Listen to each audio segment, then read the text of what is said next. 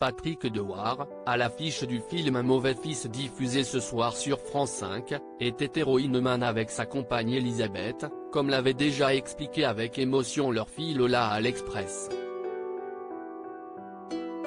Patrick Dewar, à retrouver ce vendredi 2 juin à 21 h sur France 5 dans le drame psychologique Un mauvais fils de l'immense Claude Sautet, n'a pas vécu une vie facile.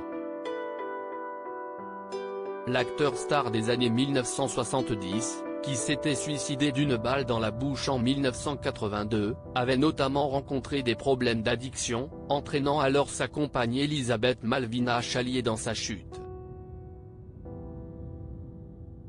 Des déboires sur lesquels s'était confiée leur fille Lola, elle aussi devenue actrice, dans un entretien accordé à l'Express.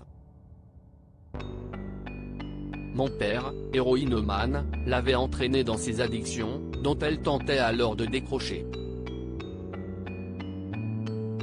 Je la voyais se bourrer de méthadone, des petites pilules roses qu'elle défiotait chaque matin.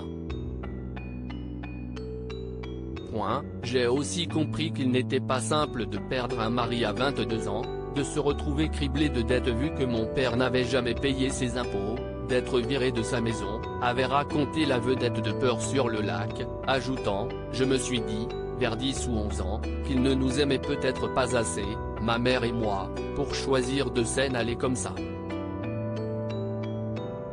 Celle qui prêtait sa voix l'année dernière au documentaire Patrick Dewar, mon héros pour raconter le destin tragique de son célèbre père, s'était également confiée en mai 2021 pour Voici sur son enfance douloureuse, elle qui a été abandonnée par ses parents.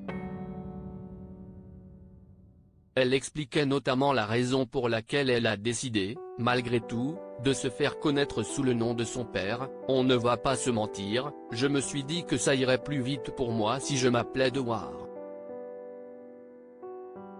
Après tout, il me devait bien ça, mon père.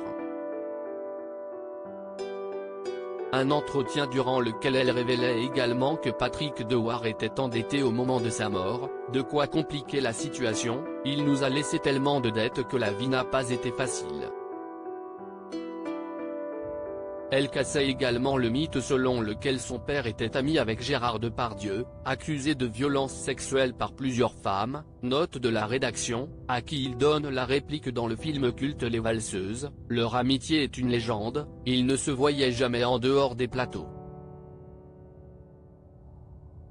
Je pense qu'il y avait de la jalousie, une sorte de concurrence, en tout cas de la part de mon père.